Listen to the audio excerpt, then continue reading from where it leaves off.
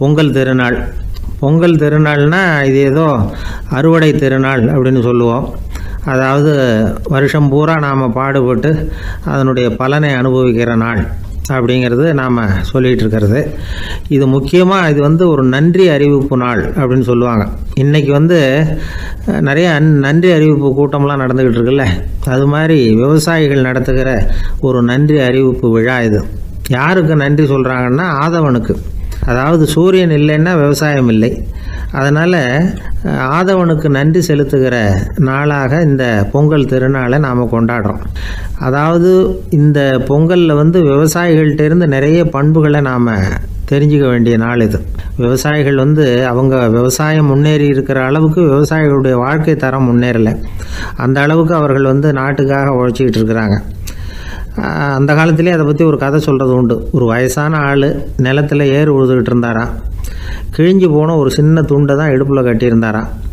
தலையில் ஒரு கந்தலை சுற்றி இருந்தார். உடம்பு பூரா சேரு, ரொம்ப ஏழை. ஏறு ஓட்டிகிட்டு இருக்கிறவர் வேறு எப்படி இருப்பார்? இருந்தாலும் அந்த ஆள் ரொம்ப ஜாலியாக பாட்டு பாடிக்கிட்டே ஏறு உழுதுகிட்டு இருந்தாராம். உடம்புல தான் அவர் ஏழையை தவிர மனசில் ஒரு ஏழையாக தெரியல. அந்த சமயத்தில் அந்த நாட்டு ராஜா அந்த பக்கமாக குதிரை மேலே வந்தாராம். வேட்டைக்கு போயிட்டு பரிவாரங்களோடு திரும்பி வந்துக்கிட்டு இருக்கிறார். ரொம்ப செல்வ செழிப்பில் இருக்கிற ராஜா அவர் இந்த வயசான விவசாயியை பார்த்துருக்கார். இந்த ஆள் ரொம்பவும் ஏழைங்கிறது அவர் பார்த்தாவே பளிச்சுன்னு தெரியுது. கட்டிக்கிறதுக்கு நல்ல துணி இல்லை, உடம்போ இழைச்சி போயிருக்குது, வயிறு முதுகில் போய் ஒட்டிக்கிட்டு இருக்கு, கண்ணு குழி விழுந்து போயிருக்குது.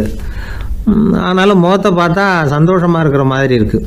இவ்வளோ உற்சாகமாக பாடிக்கிட்டு இருக்கிறாரே அப்படின்னு ஆச்சரியமாக நினச்சி பார்த்தார் அந்த ராஜா.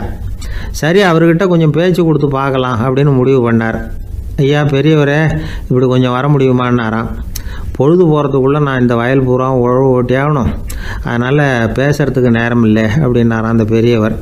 என்ன அவ்வளவு அவசரமாக? மீதி இருந்தால் நாளைக்கு உழுதக்கூடாதா? அது சரி, உனக்கு எத்தனை ஏக்கர் நிலம் இருக்குது அப்படின்னு விசாரிச்சிருக்கார் ராஜா. எனக்குன்னு சொந்தமாக உள்ளங்கை அளவு கூட நிலம் கிடையாது. இது எங்கள் முதலாளியோட நிலம். இதை பூராவும் உழுது முடித்தாதான் அவர் கூலி கொடுப்பார். நான் கூலிக்கு உழுதுகிட்டு இருக்கிறேன்.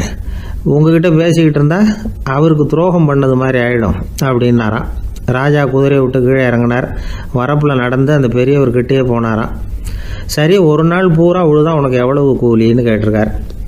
8 அணா கூலி கிடைக்கும்னாராம் அவர்.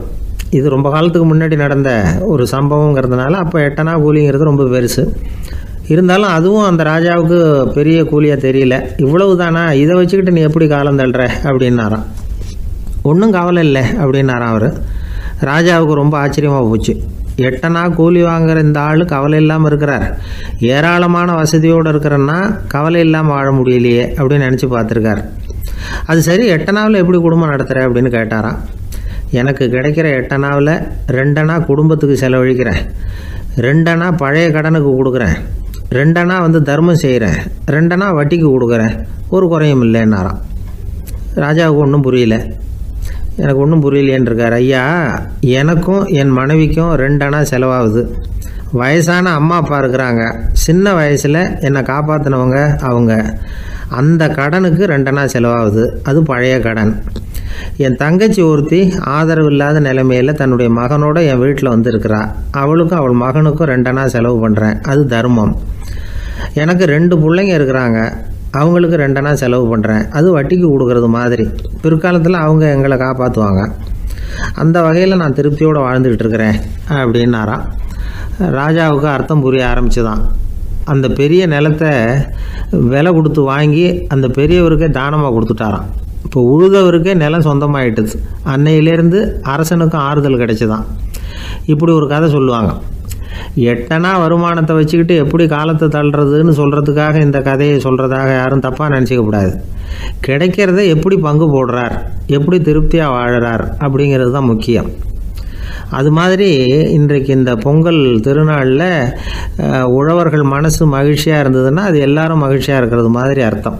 அதனால் அவர்கள்ட்டேருந்து நாம் பாடம் கற்றுக்கணும். சில உழவர்கள் தங்கள் நிலத்தில் விளையிறத தாங்கள் சாப்பிட மாட்டாங்க, அடுத்தவங்கள்ட்ட விற்றுட்டு சந்தையில் போய் வேறு அரிசி வாங்கிட்டு வந்து தான் இவங்க சாப்பிடுவாங்க. அப்படிப்பட்ட விவசாயிகள்லாம் இது உண்டு. பங்கிடுகிற பண்பை உழவர்கள்ட்டேருந்து கற்றுக்கொள்ளுங்கள் அப்படிம்பாங்க. ஒரு ஆள் நிம்மதியாக மகிழ்ச்சியாக இருந்தானா உங்கள் நிம்மதிக்கும் மகிழ்ச்சிக்கும் என்ன காரணம்னு கேட்டிருக்கார் இன்னொருத்தர்.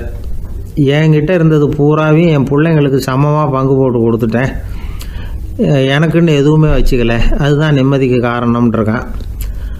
உங்ககிட்ட இருந்தது எவ்வளவு இருந்தது அப்படின்னு கேட்டிருக்காரு அவர். மொத்தமாக ஒரு 50,000 ரூபா இருக்கும் அப்படின்னு இருக்கான். அவ்வளவும் பணமாகவே இருந்ததா அப்படின்னு கேட்டிருக்காங்க அவங்க. இல்லைங்க, அவ்வளவும் கடன், அதை தான் பிரித்து கொடுத்துருக்கேன் பிள்ளைங்க கிட்ட அப்படின்னு நானா அவன்.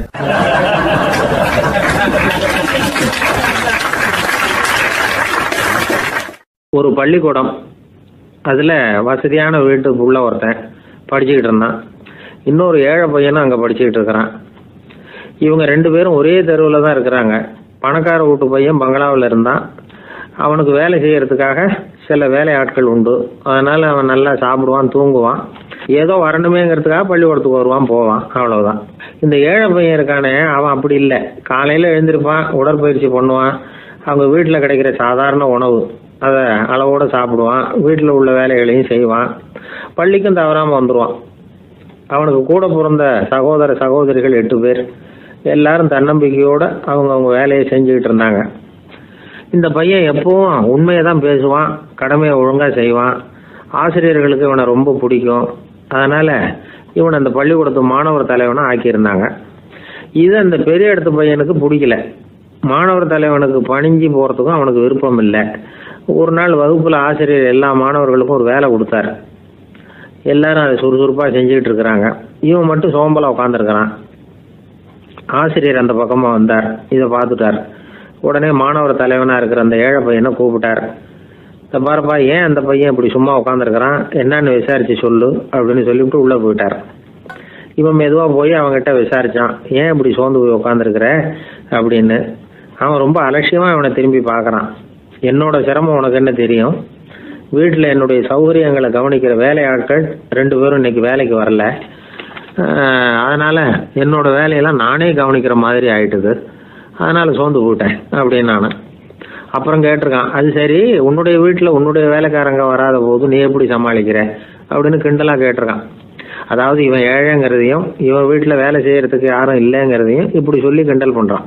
இந்த ஏழை பையனுக்கு இது புரிஞ்சுது, மனசு வேதனை போட்டுது.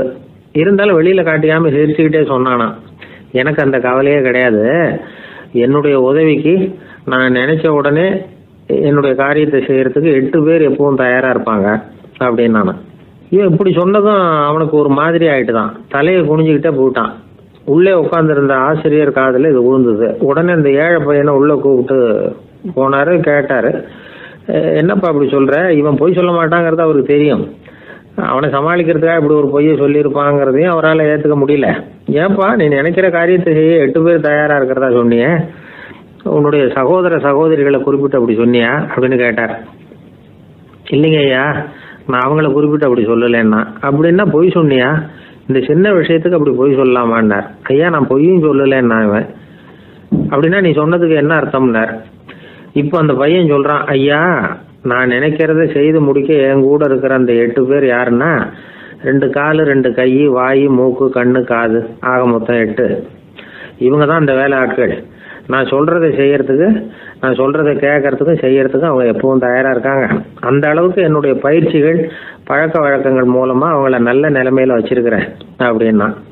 இந்த கதையை சுவாமி சின்மயானந்தர் சொல்றது வழக்கம். இயற்கை நமக்கு கொடுத்துருக்கிற வேலையாட்கள் இந்த 8, இவங்களை நல்ல முறையில் வச்சிருந்து வேலை வாங்க வேண்டியது நம்முடைய கடமை. அந்த கடமையை ஒழுங்காக செஞ்சுக்கிட்டு வந்தால் வாழ்க்கையில் வெற்றி நிச்சயம், இல்லைன்னா குழப்பம்தான். புத்தி சரியா இல்லைன்னா இந்த வேலையாட்கள் நாம் சொல்கிறத கேட்க மாட்டாங்க. ஒருத்தன் குடி போதையில் தள்ளாடி தள்ளாடி போய் ஒரு மரத்தில் முட்டிக்கிட்டானா, தலையில் கட்டு போட்டுக்கிட்டு மறுநாள் வந்திருக்கான். ஏன்டா இப்படி பண்ணுறேன்னு கேட்டிருக்காங்க. நான் ஒதுங்கி போன்னு தான் சொன்னேன், அது கேட்கல அப்படின்றான். எது கேட்கல, உன்னோட காலா அப்படின்னு கேட்டிருக்காங்க. இல்லைங்க அந்த மரம் அப்படின்னு நானா.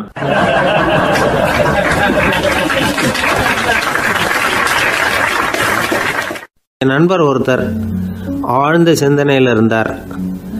என்ன யோசனை பண்ணுறீங்கன்னு கேட்டேன். தலைவர் ஆகணும்னு பார்க்குறேன், அதுதான் என்ன வழின்னு யோசிச்சுக்கிட்டு இருக்கேன்னார். நான் கூட அது மாதிரி யோசித்து பார்த்தேன், அதுக்கப்புறம் அந்த யோசனையை கை விட்டுட்டேன் அப்படின்னோம். ஏன்னு கேட்டார். அதுக்கான தகுதிகள் நமக்கு இல்லைங்கிறது புரியுது.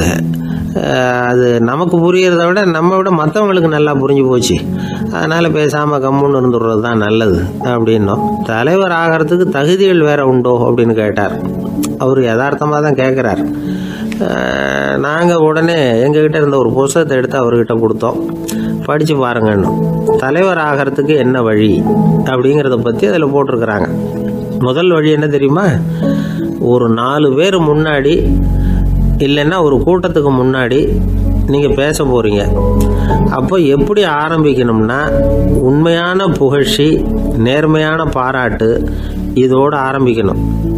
எடுத்ததுமே அது சரியில்லை இது சரியில்லைன்னு பேசிகிட்டு இருக்கக்கூடாது. மக்களை பார்த்து நீங்கள் தான் தப்பு பண்ணிவிட்டீங்க அப்படின்னு நேரடியாக சொல்லக்கூடாது. தவறு இருந்தாலும் அதை மறைமுகமாக ஏதாவது கதை சொல்லி அதிலிருந்து அவங்க புரிஞ்சுக்கிற மாதிரி செய்யணும். அடுத்தவங்க பண்ண தப்பு என்னன்னு அலசறதுக்கு முன்னாடி நீங்கள் பண்ணின தப்பு என்னங்கிறத பற்றியே பேசுங்க. எதுக்கும் நேரடியாக உத்தரவு போட்டுக்கிட்டு இருக்கக்கூடாது. இதை நீங்கள் செய்யணும் அப்படின்னு சொல்கிறதுக்கு பதிலாக நீங்கள் இப்படி செஞ்சால் எப்படி இருக்கும் அப்படின்னு கேள்வி மாதிரி கேட்கணுமா. இப்படி கேட்டால் அது உத்தரவு மாதிரி தெரியாதான். அடுத்தவங்க மரியாதையை காப்பாற்றுறது மாதிரி பேசணுமா.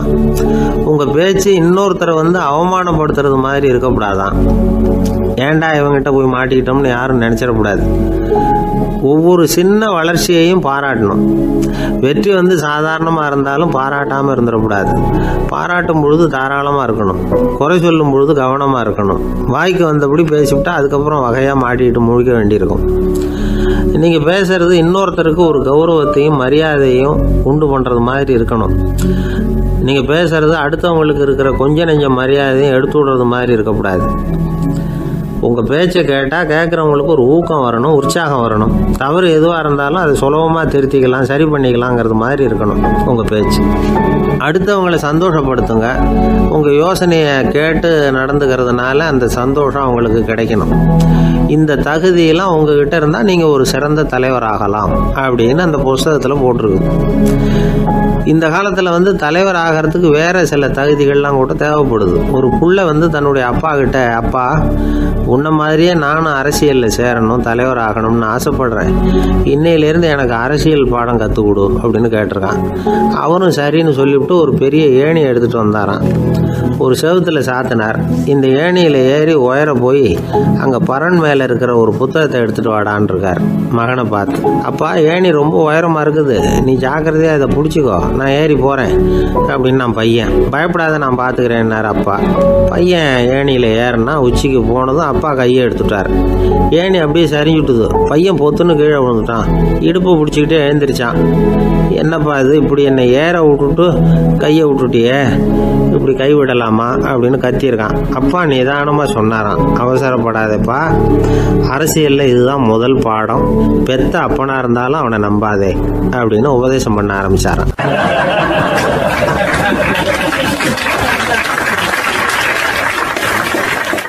ஒரு ஆஃபீஸில் வேலை பார்க்குற ஒருத்தர் ஏதோ தப்பு பண்ணிவிட்டார்.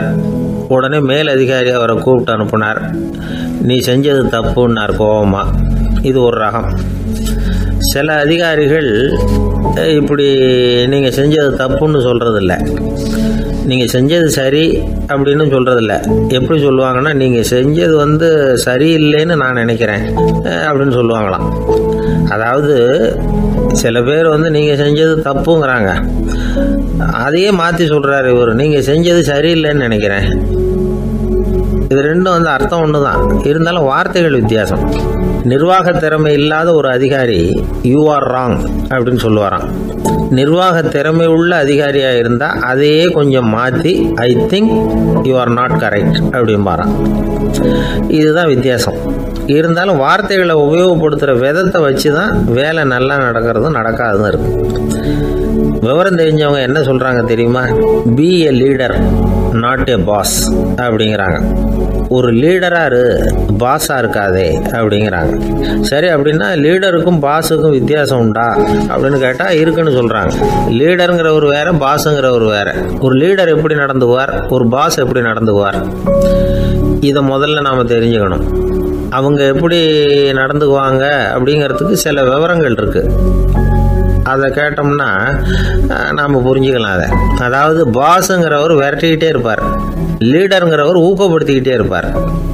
நாளைக்கு சாயந்தரத்துக்குள்ள அந்த வேலையை செஞ்சு முடிக்கலைன்னா தொலைச்சி விடுவோம் தொலைச்சி அப்படிம்பார் அவர். இவர் எப்படி சொல்லுவார்னா, இது வரைக்கும் நீங்க செஞ்சிருக்கிற வேலை ரொம்ப அற்புதம் அப்படிம்பார். பாஸுங்கிறவர் அதிகாரத்தை நம்பி செயல்படுறவர், லீடருங்கிறவர் நல்லெண்ணத்தை நம்பி செயல்படுறவர். நம்ம கிட்ட அதிகாரம் இருக்கு, பவர் இருக்கு, அதனால காரியத்தை சாதிச்சுடலாம் அப்படின்னு நினைக்கிறவர் அவர். மற்றவங்க கிட்ட ஒரு நல்ல அபிப்பிராயத்தை சம்பாதிச்சுக்கிட்டு அது மூலமா காரியங்களை சாதிக்கிறவர் இவர். பாஸுங்கிறவர் பயத்தை உண்டு பண்ணுவார், லீடருங்கிறவர் அன்பை பரவ செய்வார். அது செய்யலைன்னா ஆடிட்டில் தகராறாயிடும், இது செய்யலைன்னா இன்க்ரிமெண்ட் கட் ஆகிடும், இப்படி ஏதாவது சொல்லி பயமுறுத்திக்கிட்டே இருப்பார் அவர். இவர் அப்படி இல்லை. உடம்பு இப்படி இருக்குது, வீட்டில் எல்லோரும் சௌக்கியமாக இருக்கிறாங்களா, ஆஃபீஸில் எல்லாம் வசதியாக இருக்குதா, நான் ஏதாவது உதவி செய்யணுமா அப்படின்னு அன்புக்கு முக்கியத்துவம் கொடுப்பார். பாஸுங்கிறவர் எதுக்கு எடுத்தாலும் நான் சொல்லிகிட்டு இருப்பார், லீடருங்கிறவர் நாமன்னு சொல்லிகிட்டு இருப்பார். பாஸுங்கிறவர் தப்புக்கு காரணம் யாருன்னு பார்ப்பார், லீடருங்கிறவர் தப்பு என்னன்னு பார்ப்பார். இதுதான் ரெண்டு பேருக்கு வித்தியாசம். The boss shows who is wrong, the leader shows what is wrong அப்படின்னு சொல்லுவாங்க. இந்த காரியம் எப்படி செய்யப்பட்டிருக்கு அப்படின்னு தெரிஞ்சுக்கிறவர் பாஸ். இந்த காரியத்தை எப்படி செய்யணும்னு செஞ்சு காட்டுறவர் லீடர். பாஸுங்கிறவர் பணியாளர்களை திட்டுவார், லீடர் மரியாதைக்குரியவராக நடத்துவார், அதுக்குரியவராக அவர் நடந்துக்குவார். செய்கிற வேலையை ஒரு சுமையாக நினைக்க வைக்கிறவர் பாஸ், செய்கிற வேலையை ஒரு சந்தோஷமாக ஆக்குறவர் லீடர். ஒரு முதலாளியாக இருக்கிறவர் அல்லது ஒரு நிர்வாகியாக இருக்கிறவர் இது மாதிரியான நுணுக்கங்களை எல்லாம் தெரிஞ்சு வச்சுக்கிறது நல்லது. ஒரு பாஸ் இருக்கார், அவர் ஒரு நாள் ரொம்ப பெருமையாக தன்னோட ஆஃபீஸை பற்றி பேசிக்கிட்டு இருந்தார். எனக்கு கீழே 200 பேர் வேலை செய்கிறாங்க சார், நான் ஒரு கோடு கிழிச்சா அவங்க அதை தாண்டாத அளவுக்கு நான் நடந்துக்கிறேன் சார் அப்படின்னார் அவர். அது எப்படி முடியுது உங்களால் அப்படின்னு கேட்டோம். நான் கோடே கிழிக்கிறது இல்லை சார் அப்படின்னார்.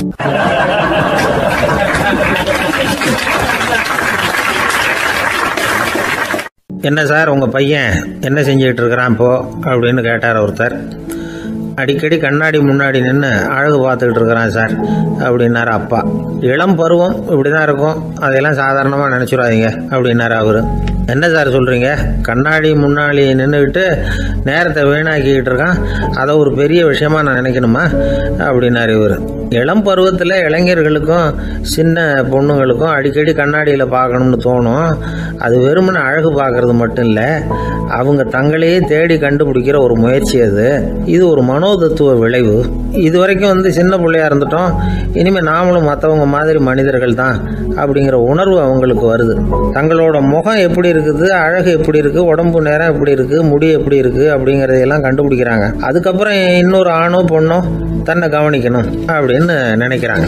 இதெல்லாம் மனோதத்துவ உண்மைகள், இதெல்லாம் இயற்கை. இதை பார்த்துட்டு பெற்றவங்க பிள்ளைங்க கெட்டு போட்டாங்க அப்படின்னு நினைக்கக்கூடாது, அவங்கள திட்டிகிட்டே இருக்கக்கூடாது. இன்னைக்கு பல குடும்பங்களில் இதுதான் நடந்துகிட்டு இருக்குது. மனுஷ வாழ்க்கையிலேயே இப்படியும் இல்லாத அப்படியும் இல்லாத ஒரு பருவம் இளம் பருவம். 13லேருந்து 19 வயசுக்கு உட்பட்ட ஆண்கள் பெண்கள் இந்த வகையை சேர்ந்தவங்க, டீனேஜ் குரூப். இவங்களை சின்னவங்கன்னு நினச்சிட முடியாது, பெரியவங்கன்னு நினச்சிட முடியாது. இவங்க ரொம்ப சென்சிட்டிவ். சமூகம் நினச்சா இவங்களை நல்லவங்களாகவும் ஆக்கலாம், கெட்டவங்களாகவும் ஆக்கலாம். கொஞ்சம் அக்கறை எடுத்துக்கிட்டால் பெரிய பெரிய மேதைகளையும் விஞ்ஞானிகளையும் உருவாக்கலாம். ஆனால் நடக்கிறது என்ன தெரியுமா, அநேகமாக இவங்களை யாருமே சரியாக புரிஞ்சுக்கிறது இல்லை, இவங்களை சரியாக நடத்துறதும் இல்லை. இது வரைக்கும் நாம் சொல்கிறத கேட்டுக்கிட்டு இருந்தான், இப்போல்லாம் அவன் இஷ்டத்துக்கு நடக்க ஆரம்பிச்சுட்டான் அப்படின்னு வருத்தப்படுற பெற்றோர்கள் அதிகம். இது வருத்தப்படுற விஷயம் இல்லை, சந்தோஷப்பட வேண்டிய விஷயம். உங்கள் புள்ள சொந்தமாக யோசிக்க ஆரம்பிக்கிறதும் நடந்துக்க ஆரம்பிக்கிறதும் ஒரு தப்பான விஷயமா? அவன் கடைசி வரைக்கும் உங்கள் பேச்சையே கேட்டுக்கிட்டு இருக்கணுங்கிறது என்ன நியாயம்? இன்னைக்கு இளைஞர்களை பெரியவங்க தப்பாக புரிஞ்சுக்கிட்டு தவறாக நடத்துறதுனால தான் அவங்களுக்கு வெறுப்பு, எரிச்சல், மனக்கசப்பு எல்லாம் உண்டாகுது. பெற்றவங்க சரியாக மதிக்கிறது இல்லை அப்படிங்கிற ஒரே காரணத்தினாலேயே வீணா போகிற பிள்ளைங்க இன்னைக்கு அதிகம். சரி, பெற்றவங்களுக்கு இன்னைக்கு என்னதான் புத்தி சொல்ல வர்றீங்க அப்படின்னு கேட்குறீங்களா? நாம் எதையும் சொல்ல வரல, ஆனால் அது சம்பந்தமான சில நிபுணர்கள் சொல்லியிருக்கிறத உங்கள் காதில் போட்டு வைக்கலாம். அது என்னன்னா, பிள்ளைங்க கிட்ட அன்பு செலுத்துங்க. குழந்தையா இருந்தப்போ எவ்வளவு பாசமாக இருந்தீங்க, வளர வளர அதை ஏன் குறைச்சிக்கிறீங்க? பெற்றவங்களின் அன்பான வார்த்தைகளுக்கு ஏங்குறவங்க தான் இன்றைய இளைஞர்கள். அவங்க எதை சொன்னாலும் அதை அக்கறையாக காது கொடுத்து கேளுங்க, அலட்சியப்படுத்தாதீங்க. அவங்க விரும்புறது உங்ககிட்ட இருந்து ஒரு மதிப்பு, மரியாதை, அங்கீகாரம், இவ்வளவுதான். அவங்க அவங்களாவே முடிவுகள் எடுக்கட்டும், அதுக்கு நீங்கள் உதவியா இருங்க, அது போதும். மற்றவங்க முன்னாடி, முக்கியமாக அவங்க நண்பர்கள் முன்னாடி அவங்கள பற்றி மட்டமாக பேசாதீங்க. அவங்கக்கிட்ட பொய் சொல்லக்கூடாது. நீங்கள் சொன்னது பொய்ன்னு தெரிஞ்சு போச்சுன்னா உங்கள் பேரில் அவங்களுக்கு இருக்கிற மதிப்பு போயிடும், நம்பிக்கை போயிடும். அவங்களுக்கு முன்னாடி நீங்கள் சண்டை போடக்கூடாது. உங்கள் பிள்ளைய எப்பவும் இன்னொரு பிள்ளையோட ஒப்பிட்டு பேசுகிற வேலையே வேணாம். கூட பிறந்த மற்றவங்களோட கூட ஒப்பிடக்கூடாது. இப்படி செஞ்சால் அவன் உங்ககிட்டையும் பிரியமாக இருக்க மாட்டான், அவங்ககிட்டையும் பிரியமாக இருக்க மாட்டான். புள்ள எங்கே போகிறான், என்ன பண்ணுறான் அப்படின்னுலாம் துப்பறிஞ்சிக்கிட்டு இருக்கக்கூடாது. இளைஞர்கள் தனிமையை விரும்புகிறவங்க. அவங்கள பெட்டியில் வச்சு மூடி பாதுகாக்கணும்னு நினைக்கக்கூடாது. அவங்கள எப்படி பாதுகாக்கிறது அப்படிங்கிறது அவங்களுக்கே தெரியும். உங்கள் புள்ள எப்படி நடந்துக்கணும்னு நீங்கள் எதிர்பார்க்குறீங்களோ அது மாதிரி நீங்கள் நடந்து காட்டுங்க, அது போதும். ஒரு வீட்டில் அப்பாவும் அம்மாவும் பேசிக்கிட்டு இருக்கிறாங்க. என்னங்க, நம்ம பொண்ணு பெரியவளாயிட்டா, அடிக்கடி கண்ணாடி முன்னாடி போய் நின்றுக்கிட்டு இருக்கிறா, சீக்கிரமாக ஒரு பையனை பார்த்து கல்யாணத்தை முடிக்காமல் இப்படி மசன்னு கல் மாதிரி உட்காந்துருக்குறீங்களே அப்படின்னு சத்தம் போட்டாங்க அந்த அம்மா. அவசரப்படாத, பார்க்கறதுக்கு கண்ணுக்கு அழகாக லட்சணமாக புத்திசாலியாக ஒரு பையன் கிடைக்க வேணாமா, அதுதான் பார்த்துக்கிட்டு இருக்கிறேன் அப்படின்னார் அப்பா. இதுக்கு அந்த அம்மா சொல்கிறாங்க, எங்கள் அப்பா இப்படியெல்லாம் நினச்சிக்கிட்டு இருந்திருந்தா எனக்கு கல்யாணமே ஆயிருக்காது தெரியுமா அப்படின்னாங்களாம்.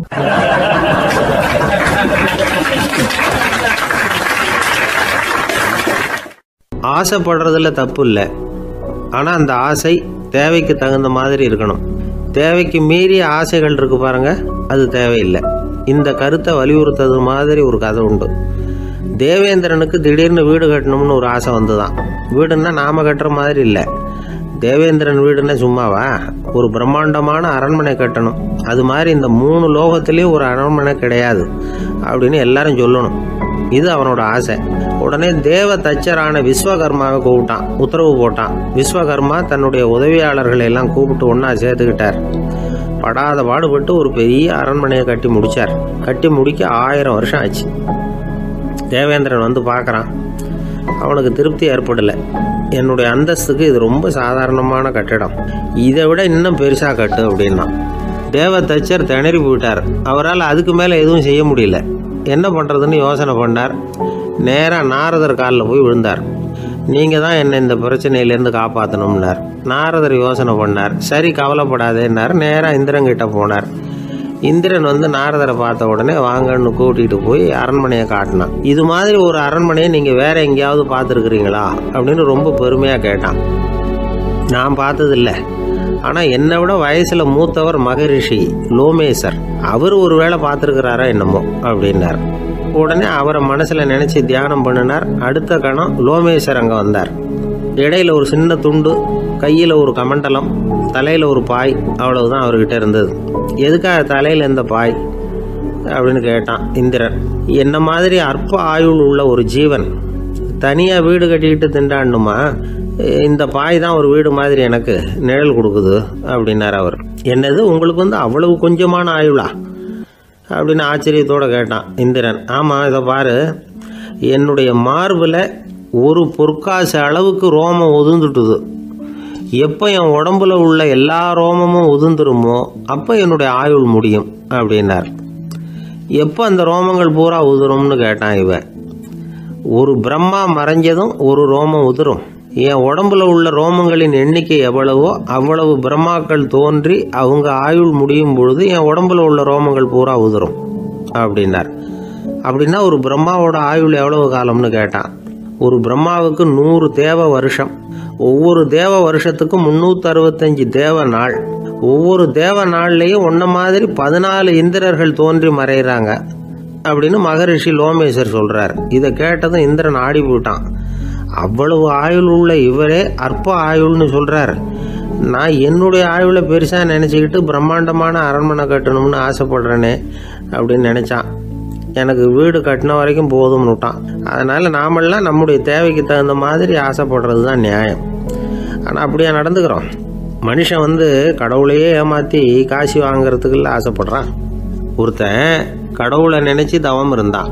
கடவுள் நேரில் வந்தார். தேவலோகத்தில் ரூபாய்க்கெல்லாம் என்ன மதிப்புன்னு கேட்டான். அங்கெல்லாம் ரூபாய்ங்கிறது உங்கள் பணத்தில் 1 கோடி ரூபாய்க்கு சமம். அதாவது தேவலோகத்தில் 1 ரூபான்னா இங்கே 1 கோடி ரூபா. அது மாதிரி எங்களுக்கு ஒரு நாளுங்கிறது உங்கள் கணக்கில் 1 கோடி வருஷத்துக்கு சமம் அப்படின்னார் கடவுள். அப்படின்னா எனக்கு நீங்கள் அதிகமாக எதுவும் தர வேணாம், உங்கள் கணக்குப்படி ஒரே 1 ரூபா கொடுங்க, அது போதும்னா இவன் ரொம்ப சாமர்த்தியமாக கடவுள் யோசனை பண்ணார். அது ஒன்றும் கஷ்டம் இல்லை, 1 ரூபா தானே கேட்குற, கொடுத்துட்றேன். ஆனால் இப்போ வரும்பொழுது நான் எடுத்துக்கிட்டு வரல, எங்கள் கணக்குப்படியே 1 நாள் பொறுத்துக்க பணத்தோடு வந்துடுறேன் அப்படின்னு சொல்லிவிட்டு பறந்து போயிட்டார்.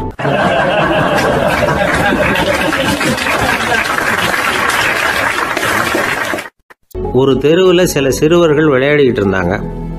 ஏதோ ஒரு உயரமான கல்லை நடுத்தெருவில் வச்சு அதை சுற்றி சுற்றி ஓடி வந்துக்கிட்டு இருக்கிறாங்க. அது என்ன விளையாட்டோ அவங்களுக்கு தான் தெரியும்.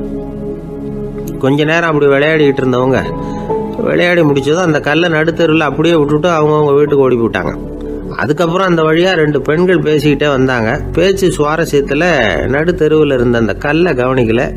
காலில் இடிச்சுட்டுது, லேசாக ரத்தம் வந்துட்டுது, வலி தாங்கலை. காலில் இடிச்சுக்கிட்ட பொண்ணு திட்ட ஆரம்பிச்சுட்டுது. வர வர ஊர் உலகம் ரொம்ப கெட்டு போச்சு, யாருக்கும் பொறுப்பே கிடையாது பாரு, இப்படி நடுத்தெருவில் பொறுப்பு இல்லாமல் இப்படி கல்லை போட்டு வச்சுருக்கிறாங்களே, இது நியாயமா அப்படின்னு சொல்லி இந்த சமூகத்தை கடுமையாக விமர்சனம் பண்ணிக்கிட்டு அவங்க போயிட்டாங்க. கொஞ்ச நேரம் கழித்து ஒரு வாலிபன் அந்த வழியாக வந்தான். அந்த கல்லை பார்த்தான், நின்னான், 1 நிமிஷம் யோசனை பண்ணான், என்ன பண்ணலாம்னு பார்த்தான். தன்னுடைய வீரத்தையும் பலத்தையும் காட்டணும்னு நினச்சான். பின்னாடி போனான். அப்புறம் வேகமாக ஓடி வந்து ஒரு சின்ன ஹை ஜம்ப் அப்படியே துள்ளி குதிச்சான். துள்ளி குதித்து தாண்டி அந்த பக்கமாக போய் விழுந்தான். அப்படியே விசில் அடிச்சுக்கிட்டு அவன் பாட்டுக்கு நடந்து போகிறான். அடுத்தபடியாக ஒரு காதல் ஜோடி அந்த வழியாக வந்தது. நடுத்தெருவில் கண்ணில் பட்டது. அவங்க 2 பேரும் ரொம்ப நெருக்கமாக சேர்ந்து வந்துக்கிட்டு இருக்கிறாங்க. நடுவில் கல் இருக்கிறதுனால கொஞ்ச நேரம் 2 பேரும் விலகி மறுபடியும் இந்த பக்கம் வந்து சேர்ந்து போகணும். கொஞ்ச நேரம் நாம் பிரிய வேண்டி இருக்குதே அப்படின்னு வருத்தத்தோடு முணுமுணுத்துக்கிட்டே இந்த பக்கம் வந்தாங்க. அதுக்கப்புறம் வழக்கம் போல் சேர்ந்து அவங்க பாட்டுக்கு எதிர்காலத்தை பற்றி கற்பனை பண்ணிக்கிட்டே போயிட்டாங்க. கடைசியாக அந்த வழியாக பார்வை இல்லாத ஒருத்தர் வந்துக்கிட்டு இருக்கார். அவர் கையில் வழக்கமாக வச்சிருக்கிற அந்த ஊன்றுகோல், கையில் இருக்கிற அந்த ஊன்றுகோலால் தனக்கு முன்னாடி அப்படியே தட்டிக்கிட்டு பார்த்துக்கிட்டே அவர் மெதுவாக நடந்து வந்துக்கிட்டு இருக்கிறார். வழியில் இருக்கிற அந்த கல் தட்டுப்பட்டுது. உடனே நடுத்தெருவில் ஒரு கல் இருக்குங்கிறத அவர் புரிஞ்சுக்கிட்டார். உடனே குனிஞ்சார், அந்த கல்லை தடவி பார்த்து எடுத்தார், தெரு ஓரமாக கொண்டுட்டு போய் போட்டார். அதுக்கப்புறம் அவர் பாட்டுக்கு அவர் வழியில் நடந்து போனார். இப்போது இதில் பல பேர் வந்தாங்க போனாங்க. இவங்களில் பார்வை உள்ளவங்க யார், பார்வை இல்லாதவங்க யார்? இப்படி ஒரு கேள்வி கேட்டால் என்ன பதில் சொல்ல முடியும்? கொஞ்சம் யோசிச்சு பார்த்தா இன்னைக்கு பல பேர் இப்படி தான் இருந்துகிட்டு இருக்கிறோம். ஒரு ஆள் பார்க்கறதுக்கு பெரிய மனுஷன் மாதிரி இருக்கார். ஒரு தெரு வழியாக நடந்து வந்துக்கிட்டு இருந்தார். இருட்டு நேரம். வழியில் ஒரு பெரிய கல் கிடந்தது, கருங்கல். பார்த்தார், கொஞ்ச நேரம் யோசிச்சார். போய் தூக்கி பார்த்தா ரொம்ப கனமாக இருந்தது. இன்னொரு ஆள் சேர்ந்தாதான் தூக்க முடியும். இவர் உடனே ரோட்டோரமாக போய் ஒரு மரத்தடியில் உட்காந்துக்கிட்டார். 2 பக்கமும் பார்த்துக்கிட்டே இருக்கார், யாராவது வர்றாங்களான்னு. கொஞ்ச நேரத்தில் ஒருத்தர் வந்தார், இவருக்கு தெரிஞ்சவர். என்னங்க இந்த நேரத்தில் இங்கே உட்காந்துருக்குறீங்கன்னு கேட்டார் அவர். அதுவும் அந்த கருங்கல் அப்படின்னு சுட்டி காட்டினார். ஓ, அதை தூக்கி ஓரமாக போடணுமா, வாங்க 2 பேரும் தூக்கலான்னார் வந்தவர். நான் அதுக்காக உட்காந்துருக்கலேன்னார் இவர். பின்ன வேற எதுக்காகன்னார் அவர். ஒரு மனுஷன் கருங்கல்லில் காலை இடிச்சுக்கிட்டான்னா எப்படி துள்ளுவான்னு பார்க்கணுங்கிறது எனக்கு ரொம்ப நாளாக ஒரு ஆசை, அதுக்காக தான் உட்காந்துருக்கிறேன் அப்படின்னாராம்.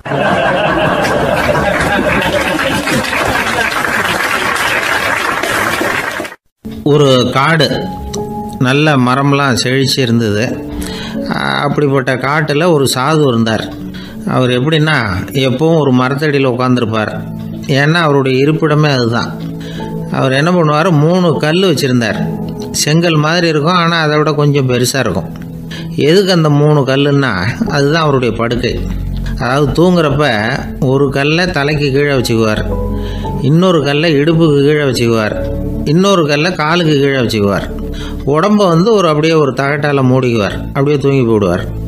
மழை பெய்யுதுன்னு வச்சுங்க, அவர் உடம்பு வந்து 3 கல் மேலே இருக்குதா, அதனால் தண்ணி வந்து அடியில் ஓடி போடும், உடம்பு நனையாது. மேலே தகடு இருக்கிறதுனால மழையும் உடம்புல படாது. அவர் தூக்கமும் கிடையாது, நிம்மதியாக தூங்குவார். பகலில் அந்த 3 கல்லையும் ஒரு சேர ஒரு அடுப்பு மாதிரி வச்சு அது மேலே உட்காந்துக்குவார். அதனால் பாம்பு பூச்சி எதுவும் அவரை வந்து தொந்தரவு பண்ணுறதில்ல, அது பாட்டுக்கு நடந்து போயிடும். அவர் பாட்டுக்கு நிம்மதியாக இருப்பார். யாராவது எதையாவது கொண்டுகிட்டு வந்து கொடுத்தா அதை வாங்கி சாப்பிடுவார், அவ்வளவுதான். ஒரு நாள் அந்த நாட்டு அரசன் காட்டுக்கு வேட்டையாட வந்தான். அந்த வழியாக வந்தப்போ இந்த சாது படுத்துருக்கிறத பார்த்தான், பரிதாபப்பட்டான். ஐயோ பாவம், இவர் இப்படி இந்த கல் மேலே உடம்ப வச்சுக்கிட்டு தூங்குறாரு, என்ன பாடுபடுவார், இவரை நாம் அரண்மனைக்கு அழைச்சிட்டு போய் சுகமாக நிம்மதியாக இருக்கிறதுக்கு வழி செஞ்சு கொடுப்போம், அது ரொம்ப நல்லாயிருக்கும் அப்படின்னு நினச்சான். அப்படி நினச்சிக்கிட்டே அரண்மனைக்கு வந்துட்டான். அதுக்கப்புறம் ஒரு பல்லக்கையும் 2 சேவகர்களையும் காட்டுக்கு அனுப்பி அந்த சாதுவை மெதுவாக இங்கே அழைச்சிட்டு வந்துடுங்க அப்படின்னு சொல்லி அனுப்பி வச்சான். இவங்க போய் அவர்கிட்ட விவரத்தை சொன்னாங்க. எனக்கு என்னத்துக்கு அரண்மனை வாசம் அப்படின்னார். இருந்தாலும் மன்னர் உத்தரவு, நீங்கள் அவசியம் வரணும் அப்படின்னாங்க இவங்க. சரின்னு சொல்லிவிட்டு வேறு வழி இல்லாமல் புறப்பட்டார். புறப்படும் பொழுது என்ன பண்ணாருன்னா, மறக்காமல் அந்த 3 கல், ஒரு தகடு, அதையும் எடுத்து பல்லக்கில் வச்சுக்கிட்டார். என்னத்துக்கு இதையெல்லாம் எடுத்து வைக்கிறாரு அப்படின்னு சொல்லி அவங்க யோசனை பண்ணாங்க. இருந்தாலும் அதை பற்றி ஒன்றும் கேட்கல. பேசாமல் அவரை அழைச்சிட்டு போய் அரண்மனையில் விட்டுட்டாங்க. அரசன் ஓடி வந்தான், வரவேற்றான், அறுசுவை உணவு படைத்தான்.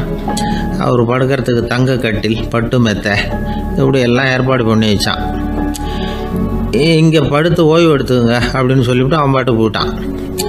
மறுநாள் காலையில் பார்க்குறான், சாது படுத்துருக்கிறார். எப்படி தெரியுமா, அந்த பட்டு மெத்தை மேலே 3 கல்லையும் வச்சு வழக்கம் போலவே அது மேலே படுத்துருக்கிறார். அதுக்கு மேலே தகடு. அரசன் பார்த்துட்டு அதிர்ச்சி ஆகிட்டான். என்ன சுவாமி இப்படி அப்படின்னா, சாது சொன்னார், எனக்கு தேவையும் இல்லை குறையும் இல்லை, எல்லா இடத்துலையும் எனக்கு ஒரே மகிழ்ச்சி தான் அப்படின்னார். மகிழ்ச்சிங்கிறது தங்க கட்டிலேயோ பட்டு மெத்தையிலேயோ இல்லை, அது மனசில் இருக்கிற ஒரு விஷயம்.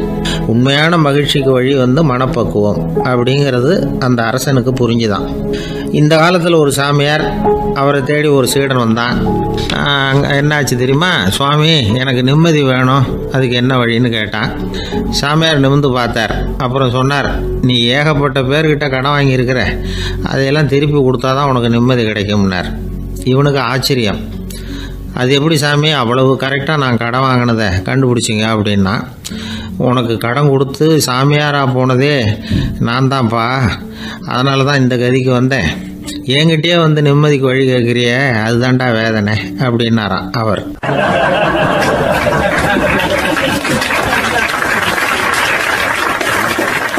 ஒருத்தர் ரொம்ப கவலையோடு உட்காந்துருந்தார். எதை பற்றி சார் கவலைப்படுறீங்கன்னு கேட்டோம். எதிர்காலத்தை பற்றி கவலைப்படுறேன்னார். ஏன்னு கேட்டோம். என்ன பண்ணுறதுன்னே தெரியல சார், எதிர்காலம் ஒரே இருட்டாக இருக்குது, பாதையே புரியலன்னார். இன்றைக்கி நம்ம இளைஞர்கள் பல பேருக்கு எதிர்காலம் இருட்டாக தான் தெரியுது. அவங்கெல்லாம் இந்த கதையை கொஞ்சம் கேட்கணும். ஒரு மலை அடிவாரத்தில் ஒரு சின்ன கிராமம். அந்த மலை ரொம்ப உயரமானது, அடர்த்தியாக செடி கொடிகள் மரங்கள் அதில் மண்டி கிடக்குது. பகல் வேளையில் இருட்டாக தான் இருக்கும், அவ்வளோ அடர்த்தி. அந்த மலை உச்சியில் ஒரு கோவில். நாள் ராத்திரியே புறப்பட்டாதான் காலையில் அந்த கோயிலுக்கு போய் சேர முடியும். கிராமத்து இளைஞன் ஒருத்தன் அந்த மலை உச்சிக்கு போக வேண்டியிருந்தது. கையில் ஒரு விளக்கை எடுத்துக்கிட்டு நாள் ராத்திரியே புறப்பட்டான். புறப்பட்டு போனவன் கிராமத்து எல்லையிலேயே நின்றுட்டான். ஏன் தெரியுமா, அவன் கையில் இருந்த விளக்கோட வெளிச்சம் 10 அடி தூரத்துக்கு தான் தெரியுது. அது வரைக்கும் தான் பாதை தெளிவாக இருக்குது. அதுக்கு அப்பால எல்லாம் ஒரே இருட்டாக இருக்குது, பாதை புரியல. இவன் யோசனை பண்ணி பார்த்தான். மனசுக்குள்ள ஒரு சந்தேகம். 10 அடி தூரம் தானே வெளிச்சம் தெரியுது, அப்படின்னா நாம் 10 அடி தூரம் தானே போக முடியும். அதுக்கு அந்தாண்ட ஒரே இருட்டாக இருக்குதே, அதில் எப்படி நாம் நடந்து போகிறது, நாம் ரொம்ப தூரம் நடந்து போய் ஆகணுமே. அப்படிப்பட்ட நினப்பெல்லாம் அவனுக்கு வந்துவிட்டது. இதுதான் அவன் மனசில் ஏற்பட்ட தயக்கம். இப்படி யோசிச்சுக்கிட்டே அந்த இளம் ஆசாமி புறப்பட்ட இடத்துலேயே நின்றுக்கிட்டு இருக்கிறான். அந்த சமயத்தில் ஒரு வயசான பெரியவர் அந்த பக்கமாக வந்தார். அவர் கையில் இதை விட சின்னதாக ஒரு விளக்கு வச்சுருந்தார். அது எப்படின்னா, அது ஒரு 5 அடி தூரத்துக்கு தான் வெளிச்சம் காட்டுது, அவ்வளவு சின்ன விளக்கு. அவரும் மலை உச்சிக்கு போகிறதுக்காக தான் வந்துக்கிட்டு இருக்கிறார். அவரை பார்த்து இவன் கேட்டான், என்ன பெரியவரே, இவ்வளவு சின்ன விளக்கை வச்சுக்கிட்டு அவ்வளவு தூரத்துக்கு எப்படி மலையேற போகிறீங்க அப்படின்னு கேட்டான். நீ ஏன் இப்படி தயங்கிட்டே நிற்கிறேன்னு கேட்டார் பெரியவர். என்கிட்ட இருக்கிற விளக்கு 10 அடி தூரத்துக்கு தான் பாதையை காட்டுதுன்னா. இப்போ பெரியவர் சொன்னார், தம்பி, உன் கையில் இருக்கிற விளக்கு கொடுக்குற வெளிச்சத்தை வச்சு நீ முதல்ல 10 அடி தூரம் முன்னாடி போ, 10வது அடியில் போய் நின்றுக்கிட்டு பாரு, மறுபடியும் ஒரு 10 அடி தூரத்துக்கு பாதை தெரியும். இப்படி உன் கையில் இருக்கிற விளக்கு தொடர்ந்து வெளிச்சம் காட்டிக்கிட்டே இருக்கும். நீ முன்னேற முன்னேற அந்த வெளிச்சமும் முன்னேறும். அதனால் எத்தனை கிலோமீட்டர் தூரம் வேணும்னாலும் நீ இந்த 10 அடி தூரம் வெளிச்சத்தை வச்சுக்கிட்டே நீ போயிடலாம், புறப்படு அப்படின்னார். இப்போ தான் அந்த பெரியவர் சொன்னது இளைஞனுக்கு பளிச்சுன்னு புரிஞ்சுதான். உடனே உற்சாகமாக புறப்பட்டான், உச்சிக்கு போய் சேர்ந்தான். இந்த கதையிலேருந்து நாம் புரிஞ்சிக்க வேண்டியது என்ன தெரியுமா? நீண்ட கால திட்டம் ஒன்று போடும் பொழுது நமக்கு முன்னாடி இருக்கிறத மறந்துவிட்டு மனசை போட்டு குழப்பிக்க கூடாது. உங்கள் கையில் என்ன இருக்கோ அதுலேயே உங்கள் எதிர்காலம் மறைஞ்சிருக்குது. கண் முன்னாடி தெரியறத வச்சு ஆரம்பிங்க, போக போக வழி தானாக புலப்படும் அப்படிங்கிறார் ஒரு பெரியவர். பெரிய பயணங்களையெல்லாம் இப்படி தான் நடத்த வேண்டியிருக்கும். ஒவ்வொரு அடியாக எடுத்து வச்சா ஓடி போய் சேர்ந்து விடலாம். மலைச்சி போய் நின்றுட்டா நின்றுக்கிட்டே இருக்க வேண்டியது தான். நம்ம ஆள்லாம் ரொம்ப மோசமாக இருக்கிறாங்க. ஒருத்தன் அப்படி தான் நீண்ட தூரம் பிரயாணம் ஒன்று புறப்பட்டான். ரயில் போய்கிட்டே இருந்தது. கொஞ்சம் தூரம் போச்சு, பாதி வழியில் கையில் வச்சுருந்த டிக்கெட்டை காற்றுல விட்டுட்டான். ஐயோ என் டிக்கெட்டு போயிட்டுதே அப்படின்னு கத்த ஆரம்பிச்சிட்டான். பக்கத்தில் இருந்த பெரியவர் அவனை பார்த்து பரிதாபப்பட்டு, கவலைப்படாத தம்பி, போனால் போகுது, வேற டிக்கெட் வாங்கிக்கலாம் அப்படின்னு ஆறுதல் சொன்னார். அதுக்கு அவன் சொல்கிறான், சார் நான் அதுக்காக அழலை, அந்த டிக்கெட்டு கிடைச்சா தானே நான் எந்த ஊருக்கு போகணுங்கிறது எனக்கு தெரியும் அப்படிங்கிறான்.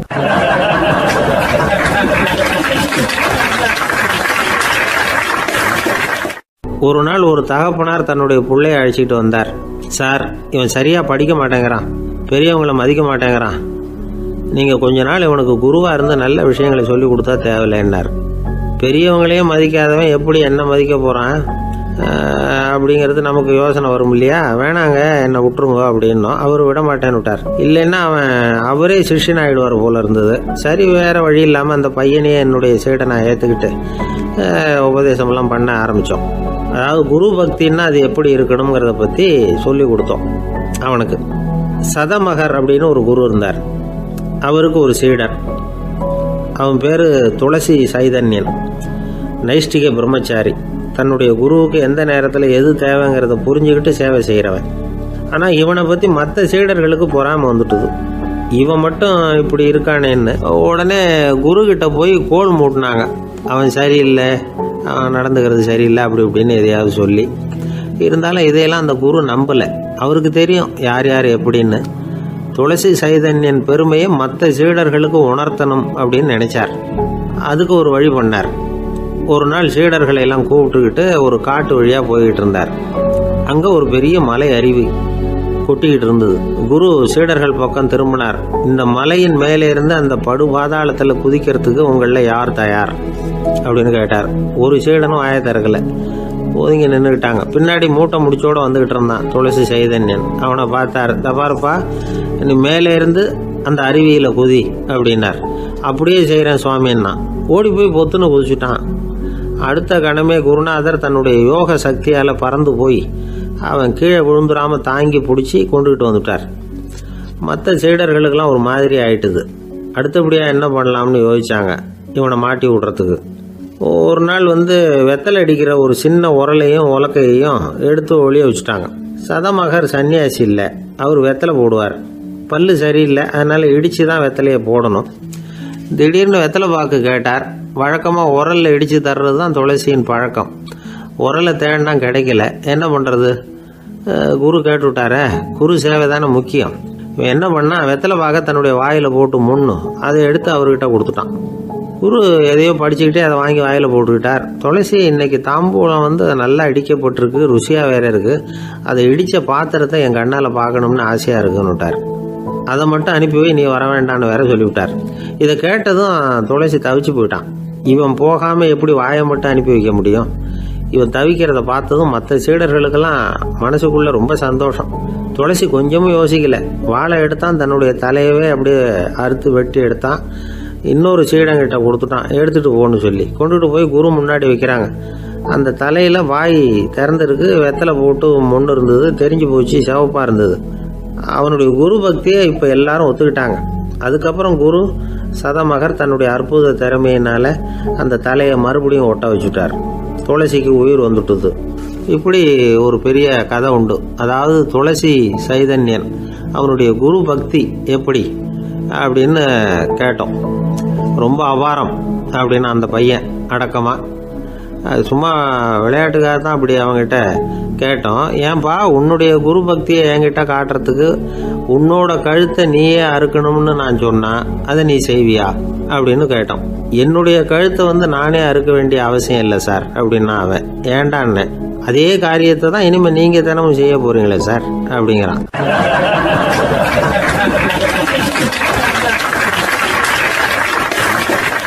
இயேசுநாதர்கிட்ட ஒருத்தர் கேட்டாராம், இயேசுவே என்னை எவ்வளவு நேசிக்கிறீர்கள் அப்படின்னு. அவர் தன்னுடைய இரு கைகளையும் அகல விரித்து இவ்வளவு என்று சொல்லி சிலுவையில் உயிர் நீத்தார் அப்படின்னு சொல்லுவாங்க. அதாவது அந்த நேசிப்புக்கு எல்லை கிடையாது, அதே போல மன்னிப்புக்கும் எல்லை கிடையாது. இது இயேசுநாதர் சொல்லி கொடுத்த ஒரு பாடம். இயேசுனுடைய சீடர்களில் ஒருத்தன் பீட்டர், அவன் ஒரு நாள் இயேசுநாதர்கிட்ட கேட்டிருக்கான், இயேசுவே நான் என்னுடைய தம்பி கிட்ட அடிக்கடி சண்டை போட்டுக்கிட்டு இருக்கிறேன், என்னுடைய சகோதரன் கூட. அவனை நான் எத்தனை தடவை மன்னிக்கிறது? ஏற்கனவே 7 தடவை அவனை மன்னிச்சுட்டேன் அப்படின்னு சொல்லியிருக்கிறான். அப்போ இயேசு சொன்னாராம், மன்னிக்கிறதுக்கு எத்தனை தடவைங்கிற கணக்கெல்லாம் கிடையாது. எத்தனை தடவை உன்னுடைய சகோதரன் உன்னை கோபப்படுத்துகிறானோ அத்தனை தடவை நீ மன்னிக்கிறதுக்கும் தயாராக இருக்கணும், அதுதான் அப்படின்னு சொன்னாராம். அப்போ இவனுக்கு ஒன்றும் புரியல, இது என்ன அவன் தப்பு பண்ணிக்கிட்டே இருப்பான், நாம் மன்னிச்சுக்கிட்டே இருக்கிறதா அப்படிங்கிறது மாதிரி குழப்பமாக இருந்திருக்கிறான். அப்போ இயேசுநாதர் தன்னுடைய சீடன் பீட்டர்கிட்ட ஒரு கதை சொன்னாராம். அந்த கதை இன்றைக்கு நாம் எல்லாரும் சிந்தித்து பார்க்க வேண்டிய ஒரு கதை. அதாவது மன்னிப்பை விரும்புகிறவர்கள் மன்னிக்கவும் தயாராக இருக்க வேண்டும் அப்படிங்கிறது தான் அந்த கதையினுடைய தத்துவம். அந்த இயேசுநாதர் சொன்ன கதை என்னன்னா, ஒரு மன்னர் இருந்தார். அவர் ஒரு நாள் அரண்மனையில் உட்காந்து கணக்கு வழக்குகள்லாம் பார்த்துக்கிட்டு இருந்தார்.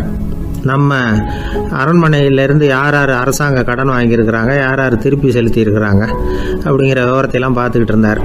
அப்போ தான் புரிஞ்சுது, அந்த அரண்மனையில் வேலை செய்கிற ஒருத்தனே அரசாங்க கடன் வாங்கியிருக்கிறான்.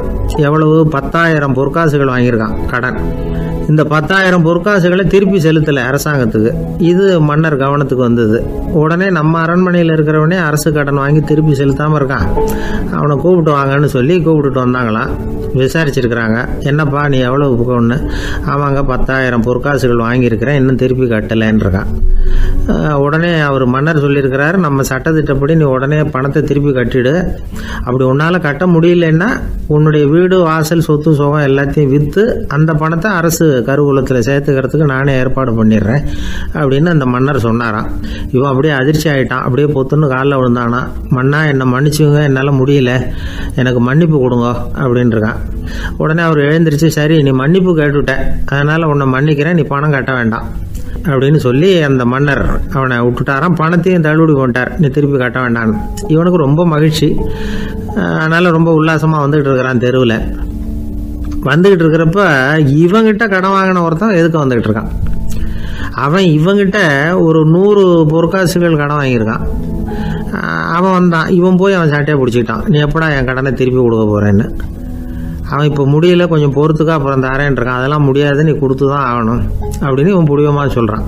இப்போ நிலைமையை பாருங்கள், இவன் ஏற்கனவே 10,000 பொற்காசுகள் அரசாங்கத்தில் கடன் வாங்கினா அதுக்கு மன்னிச்சு விட்டுட்டார் இவனை. ஆனால் இவன் இன்னொருத்தனை மன்னிக்கிறதுக்கு தயாராக இல்லை. இவங்கிட்ட கடன் வாங்கின இன்னொருத்தன் 10 பொற்காசுகள், அவனை மன்னிக்க தயாராக இல்லை. அவனை கொண்டு போய் நீதிமன்றத்தில் கொண்டு போய் நிறுத்தி தண்டனை வாங்கி கொடுத்துட்டான். நீதிபதி என்ன சொன்னார், அந்த இவன் வாங்கின பொற்காசுகளை திருப்பி கட்டுற வரைக்கும் ஜெயிலில் இருக்கணுங்கிறது தீர்ப்பு. ஆனால் உடனே அரசர் காதில் விழுந்தது.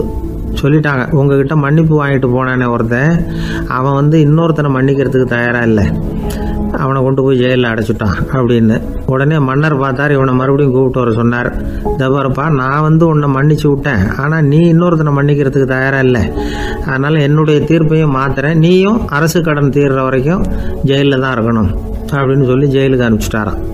இப்படி ஒரு கதையை இயேசுநாதர் தன்னுடைய சீடருக்கு சொன்னதாக ஒரு வரலாறு. அது என்ன, அதிலேருந்து நாம் புரிந்து கொள்ள வேண்டியதுன்னா, நாம் மன்னிக்கப்படணும்னு நாம் விரும்புகிறோம்னா நாம் இன்னொருத்தரை மன்னிக்கிறதுக்கு தயாராக இருக்கணும். அதனால் நாம் இன்னொருத்தரை யாரையும் மன்னிக்க மாட்டோம், ஆனால் என்ன இன்னொருத்தர் மன்னிக்கணும் அப்படிங்கிறது மாதிரி செய்யக்கூடாதுன்னு சொல்லுவாங்க.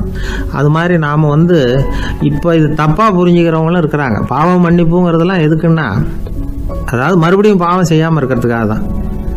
அதான் மன்னிக்கிறாரே அப்படிங்கிறதுக்காக மறுபடியும் பாவம் பண்ணிகிட்டு இருக்கிறது இல்லை. அதான் ஒருத்தர் கேட்டாராம், பாவத்திலேருந்து மன்னிப்பு கிடைக்கணும்னா நீ என்ன செய்யணும் அப்படின்னு கேட்டிருக்காரு. அது அவன் சொல்லியிருக்கிறான், நான் முதல்ல பாவம் செய்யணும், அப்போ தானே மன்னிப்பு கிடைக்கும் அப்படின்னு நானாம். இப்படிப்பட்டவர்கள் தான் இன்றைக்கி உலகத்தில் அதிகமாக இருக்கிறாங்க.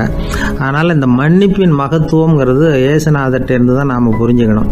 அந்த இயேசு சொன்ன அந்த மன்னிக்கிற மனோபாவம் இருந்தால் இன்றைக்கி உலகம் பூராவும் அமைதி பூங்காவாக இருக்கும். அதில் ஒன்றும் ஆச்சரியமே இல்லை, அதில் ஒன்றும் சந்தேகமும் இல்லை. அதனால் மன்னிக்கிற மனோபாவத்தை நாம் எல்லாரும் நமக்குள்ளே வளர்த்து கொள்ள வேண்டும் அப்படிங்கிறது தான் நாம் இன்றைக்கு எல்லோரும் சிந்தித்து பார்க்க வேண்டிய ஒரு செய்தி. ஒரு வயசான அம்மா தெரு வழியாக போய்கிட்டு இருந்தாங்க. அவங்க கையில் எண்ணத்தையோ வச்சுக்கிட்டு அதை அடிக்கடி பார்த்துக்கிட்டே இருந்தாங்க. ஒருத்தன் மெதுவாக அவங்கக்கிட்ட போய் கையில் இருக்கிறது என்ன அப்படின்னு எட்டி பார்த்தா அவங்க கையில் 4 பல் இருந்துதான். இவன் ஆச்சரியமாக அந்த அம்மாவை பார்த்தான். ஏம்மா உனக்கு என்ன பைத்தியமா, ஏது இந்த பல்லு, இதை என்னத்துக்காக கையில் வச்சுக்கிட்டு அலைஞ்சிக்கிட்டு இருக்கிற அப்படின்னு கேட்டிருக்கான். அதுக்கு அந்த அம்மா விவரம் சொல்ல ஆரம்பித்தாங்களாம். இதை பாருப்பா, எனக்கு ஒரு மகன் இருந்தான், அவனை ரொம்ப செல்லமாக வளர்த்தேன். அவனை தரையிலேயே நடக்க விடுறதில்ல, எப்பவும் தூக்கி வச்சுக்கிட்டு இருப்பேன். அவன் நல்லா பெரியவனாகி பள்ளிக்கூடம் போகிறப்ப கூட அவன் புஸ்தக மூட்டையை நான் தான் சுமந்துக்கிட்டு போவேன். பார்க்குறவங்க கூட கேலி பண்ணுவாங்க, ஏம்மா படிக்க போகிறது நீயா உன் பிள்ளையான்னு கேட்பாங்க. அவன் இன்னைக்கு எவ்வளோ பெரிய மனுஷன் ஆகிட்டான், வெளிநாட்டில் பெரிய உத்தியோகத்தில் இருக்கான். சமீபத்தில் இங்கே வந்துட்டு போனான். ஒரு நாள் ஏதோ கோபத்தில் என்ன அரைஞ்சுட்டான். அப்போ இந்த 4 பல்லும் கீழே விழுந்துட்டுது. இன்னமும் கூட விழுந்திருக்கும், ஆனால் பல்லு தான் இல்லை. என் புள்ள அரைஞ்சதுனால விழுந்த பல்லு இல்லையா அது, அதனால் இதை எப்பவும் என் கையிலேயே வச்சுக்கிட்டு ஆசையோடு பார்த்துக்கிட்டு இருக்கிறேன். அவன் தான் வெளிநாட்டுக்கு போட்டான், அவனை பார்க்க முடியாத ஏக்கத்தை நான் இந்த பல்லை பார்த்து போக்கிக்கிறேன் அப்படின்னு நாங்களாம் அந்த அம்மா. இந்த கதை எதுக்காகன்னா, தாய் அன்பு அப்படிங்கிறது எப்படிப்பட்டதுங்கிறத புரிஞ்சுக்கிறதுக்காக. கல்யாணம் ஆனதுக்கு அப்புறம் தாயை மறந்து விடுறவங்க எத்தனை பேர் இந்த உலகத்தில், அவங்க காதில் வேணுங்கிறதுக்காக தான் இந்த தகவல். ஆனால் ஒரு விஷயம் மட்டும் நல்லா புரிஞ்சுக்கணும், தாயை மதிக்க தெரிஞ்சவங்க தான் இன்றைக்கி வாழ்க்கையில் எல்லா விதத்துலேயும் முன்னுக்கு வந்திருக்கிறாங்க. வேணும்னா விசாரித்து பார்த்துக்குங்க. இன்னொரு அம்மா இருந்தாங்க, அவங்க தினமும் ஒரு கோயிலுக்கு வருவாங்க. சாமியை பார்த்து, கடவுளே நான் இறந்து போனால் நரகத்துக்கு போகணும் அப்படின்னு வேண்டிக்குவாங்களாம்.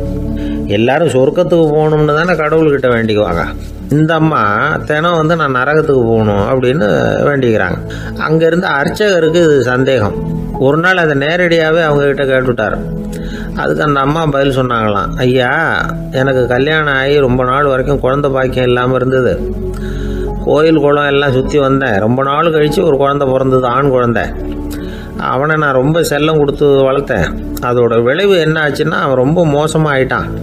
கெட்ட பழக்க வழக்கம்லாம் கற்றுக்கிட்டான். அவன் இறந்து போனால் நிச்சயம் அவனுக்கு நரகம்தான் கிடைக்கும். அந்த அளவுக்கு கெட்டவன் அவன். அப்படிப்பட்ட காரியங்கள்லாம் பண்ணிகிட்ருக்கான், எனக்கு தெரியும். இவனுக்காக நரகத்தில் கூட யாரும் தயவு காட்ட மாட்டாங்க, தாட்சண்யம் காட்ட மாட்டாங்க. அதனால் இவனுக்கு முந்தி நான் இறந்து நரகத்துக்கு போயிட்டா அங்கே இவனை கவனிச்சிக்கலாமே, இவனுக்கு பணிவிடை செய்யலாமேன்னு பார்க்குறேன் அப்படின்னு நாங்களாம். அதனால தான் நான் நரகத்துக்கு போகணும்னு தினம் ஆண்டவனை வேண்டிகிட்டு இருக்கிறேன் அப்படின்னு கண்கலங்கி அந்த அம்மா சொன்னாங்களாம். அதுதான் தாய் உள்ளம்ங்கிறது. தாயின் பெருமையை சரியாக உணர்ந்துட்டா அவங்களுக்கு எப்பவும் எந்த கஷ்டமும் வராது. இது ஏதோ உபதேசத்துக்காக சொல்கிற வார்த்தை இல்லை, உண்மையான வார்த்தை. இந்த விவரத்தையெல்லாம் நண்பர் ஒருத்தர்கிட்ட சொல்லிக்கிட்டு இருந்தேன். அவர் கொஞ்ச நாள் கழித்து என்னை தேடி வந்தார். அவர் கையிலேயே 4 பல் வச்சுருந்தார். என்னங்க ஆச்சு, ஏதுங்க இந்த பல்லு அப்படின்னு விசாரித்தோம். உங்கள் உபதேசத்தை கேட்டுவிட்டு இந்த உலகத்தில் எல்லாரையும் தாயாக நினைக்க ஆரம்பிச்சிட்டேன். ஒரு அம்மாவை கடத்தரில் பார்த்து தாயேன்னு கூப்பிட்டேன். அவங்க உடனே பலார்னு என்னை அரைஞ்சிட்டாங்க, பல்லு விழுந்துட்டுது. அதை தான் பொறுக்கி எடுத்துக்கிட்டு நேராக உங்களை தேடி வந்துக்கிட்டு இருக்கிறேன்னார். தாயேன்னு தானே கூப்பிட்டீங்க, அதுக்கு ஏன் அரைஞ்சாங்க அப்படின்னு கேட்டோம். நான் தாயேன்னு கூப்பிட்டது அவங்க காதில் நாயேன்னு விழுந்துட்டு தான், அதுதான் அப்படி ஆயிட்டுது அப்படின்னார்.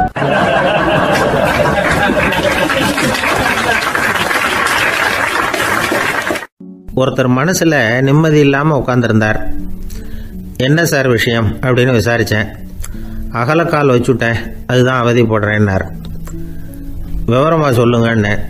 வீடு கட்டணும்னு ஆரம்பித்தேன், வேலை பாதியிலேயே நிற்கிது, கையில் பணம் இல்லை அப்படின்னார். இது மாதிரி ஆசாமிகள் பல பேரை நீங்கள் பார்த்துருக்கலாம். இவங்கெல்லாம் சுலபமாக மன அழுத்தத்துக்கு ஆளாயிடுறாங்க. மன உளைச்சல், அதாவது ஸ்ட்ரெஸ் அப்படின்னு சொல்கிறோமே, அதுக்கு அடிப்படையான சில காரணங்கள் உண்டு. அதாவது மிகையாக திட்டமிடுதல் அப்படிங்கிறதும் ஒரு முக்கியமான காரணம். நடைமுறை சாத்தியம் என்னங்கிறத மனசில் வச்சுக்கிட்டு எந்த திட்டத்தையும் தீட்டணும், அப்போ தான் அது சரியாக வரும். ரெண்டாவது காரணம் என்ன தெரியுமா? ஒரே நேரத்தில் பல்வேறு செயல்களில் ஈடுபடுறது. தொலைபேசியில் பேசிக்கிட்டே கையில் இருக்கிற கடிதத்தை படிச்சுக்கிட்டே எதிரில் உட்காந்துக்கிட்டு இருக்கிறவருக்கும் அப்பப்போ பதில் சொல்லிக்கிட்டு மனசில் பல்வேறு சிந்தனைகளை அப்படியே ஓட விட்டுக்கிட்டு இருக்கிறது, இதுவும் மன அழுத்தத்தை உண்டாக்குது. மூணாவது காரணம், எதிலேயும் வெற்றி மட்டும் எதிர்பார்க்குற ஒருதலைப்பட்சமான ஆர்வம். நாம் தொட்டதெல்லாம் வெற்றியாகவே முடியணும் அப்படின்னு எதிர்பார்க்குறவங்க ஏதாவது ஒன்றில் தோல்வியை கண்டால் தோண்டு போயிடுறாங்க. எப்படியும் முடியலாம்ங்கிற எண்ணம் ஏற்கனவே நமக்குள்ளே இருந்துட்டுதுன்னா அந்த அவஸ்தை வராது. அதனால் அதுவும் நம்ம வளர்த்து கொள்ள வேண்டிய ஒரு குணம். மன உளைச்சல் ஏற்படுறதுக்கு இன்னொரு காரணம், எதையும் வேகமாக செஞ்சுடணும் அப்படிங்கிற துடிப்பு. அந்த துடிப்பே மனசை அழுத்த ஆரம்பிச்சிடும். எந்த ஒரு காரியத்திலையும் தாமதமோ இடையூறோ ஏற்பட்டால் அதை பொறுத்துக்கிற மனப்போக்கம் வேணும். அது இல்லாதவங்க அழுத்தத்துக்கு ஆளாயிடுறாங்க. சில பேர் வேலைன்னு எந்த நேரம் பார்த்தாலும் வேலையே கதின்னு கிடப்பாங்க. பொழுதுபோக்குக்கோ உடற்பயிற்சிக்கோ குடும்பத்தில் உள்ளவங்க அல்லது நண்பர்கள் கூட கலந்துரையாடவோ கொஞ்சம் கூட நேரம் ஒதுக்க மாட்டாங்க. இந்த சுபாவம் மன அழுத்தத்தை உண்டு பண்ணும். இதையெல்லாம் புரிஞ்சுக்கிட்டு அதிலிருந்து விடுபடுறது எப்படின்னு யோசிக்கணும். வல்லுநர்கள் இது தொடர்பாக சில யோசனைகளை சொல்லி வச்சிருக்கிறாங்க.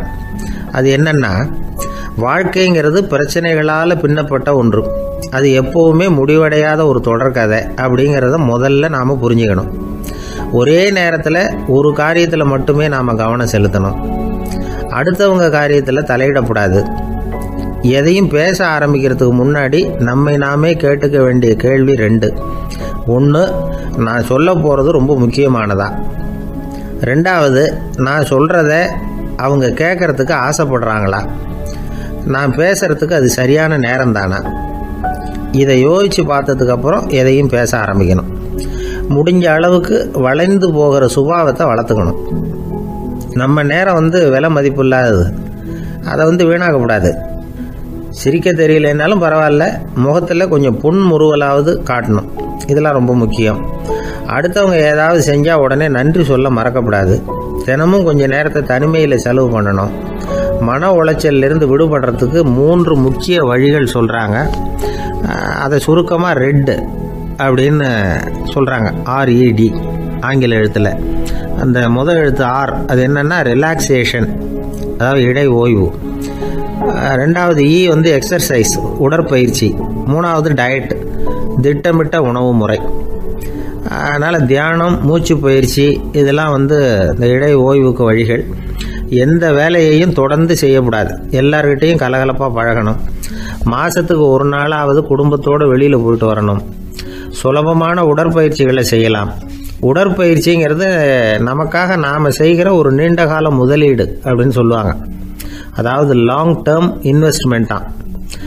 அளவோடு சாப்பிட்ணும், மெதுவாக சாப்பிட்ணும். இதெல்லாம் கொஞ்சம் மனசில் வச்சுக்கிட்டு நடந்துக்கிட்டால் மகிழ்ச்சியாக வாழலாம். சில பேர் சாப்பாட்டு விஷயத்தில் ரொம்ப அக்கறை எடுத்துக்கிறது உண்டு. ஒரு குண்டு ஆசாமி சாப்பிட உக்காந்தார். முதல்ல ஒரு மாத்திரை சாப்பிட்டார். எதுக்குன்னு கேட்டோம். பசி எடுக்கிறதுக்குன்னார். சாப்பிட்டு முடித்தார். பிறகு மறுபடியும் ஒரு மாத்திரை சாப்பிட்டார். இது எதுக்குன்னு கேட்டோம். சாப்பிட்டது ஜீரணமாகறதுக்கு அப்படின்னார்.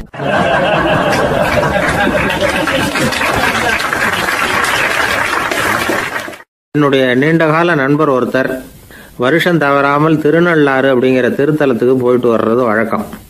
அங்கே என்ன சார் விசேஷம்னு கேட்கறது உண்டு. என்ன இப்படி கேட்குறீங்க? சனி பகவான் நலன் விருப்பப்படி அங்கே தானே எழுந்தருளி இருக்கிறார்.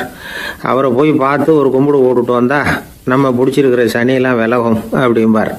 சத்தம் போட்டு சொல்லாதீங்க சார், வீட்டில் வேற யார் காதிலாவது இது விழுந்துற போது அப்படின்னு சொல்கிறது உண்டு வர்றவங்க. இப்போது நான் சொல்கிறதுல உள்ள நியாயத்தை புரிஞ்சுக்கிட்டு அவரும் கொஞ்சம் எச்சரிக்கை உணர்வோடு நமக்கு நன்றி சொல்லுவார்னு வச்சுங்களேன். அதாவது பார்வை மூலமாகவே. அந்த நண்பருக்கு ஆன்மீக விஷயங்களில் அதிக ஈடுபாடு உண்டு. அப்பப்போ சில புராண கதைகளை எல்லாம் சொல்கிறது உண்டு. ரொம்ப சுவாரஸ்யமாக இருக்கும். எப்போவுமே புராண விஷயங்களையெல்லாம் அறிவியலுங்கிற தராசில் வச்சு எடை போட்டுக்கிட்டு இருக்கக்கூடாது.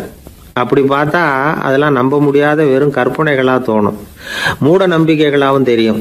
புராணங்களை புராணங்களாகவே புரிஞ்சுக்கிறவங்களுக்கு அதெல்லாம் அர்த்தமுள்ள செய்திகளை உள்ளடக்கி இருக்கிறதாக தெரியும். அந்த வகையில் தான் இந்த நண்பரும் நிறைய செய்திகளை சொல்கிறது உண்டு. சனியை போல கொடுக்குறவனும் இல்லை, சனியை போல கெடுக்கிறவனும் இல்லை அப்படின்னு சோதிடர்கள் சொல்லுவாங்க. நாம் ஏதாவது ஒரு வம்புல மாட்டிக்கிட்டா பிடிச்சது சனி அப்படிங்கிறோம். ராவணன் எப்பேற்பட்ட வீரன், அவனே சனி பார்வைப்பட்டது தானே சங்கடப்பட ஆரம்பித்தான் அப்படின்னார் நண்பர். அது எப்படிங்கன்னு கேட்டேன். அவர் சொல்ல ஆரம்பித்தார், இந்த ராவணன் இருக்கானே நவ கிரகங்களையும் பிடிச்சி கொண்டுட்டு தன்னுடைய சிம்மாசனத்தில் அப்படியே படிகளாக போட்டு வச்சுட்டானா, ஒவ்வொரு படியாக. பாவம் அந்த 9 தேவதைகளும் ஒவ்வொரு படியாக குப்புற கிடக்குறாங்க. நவக்கிரகம் நம்மளை ஆட்டி படைக்குதுன்னு நாம் சொல்லிகிட்டு இருக்கிறோம். ஆனால் அந்த நவக்கிரகங்களை ராவணன் எப்படி வச்சுருந்தான் பாருங்கள். எல்லாரையும் சிம்மாசனத்துக்கு பக்கத்தில் படிப்படியாக போட்டு வச்சுருக்கிறான். காலை அது மேலே வச்சு தான் ஏறி போகணும். வேறு வழி இல்லாமல் எல்லாரும் குப்புற விழுந்து கிடக்குறாங்க. ராவணன் ஒவ்வொரு தடவையும் இவங்க முதுகில் அடி வச்சு ஏறி தான் அந்த சிம்மாசனத்துக்கு போகிறது வழக்கம்.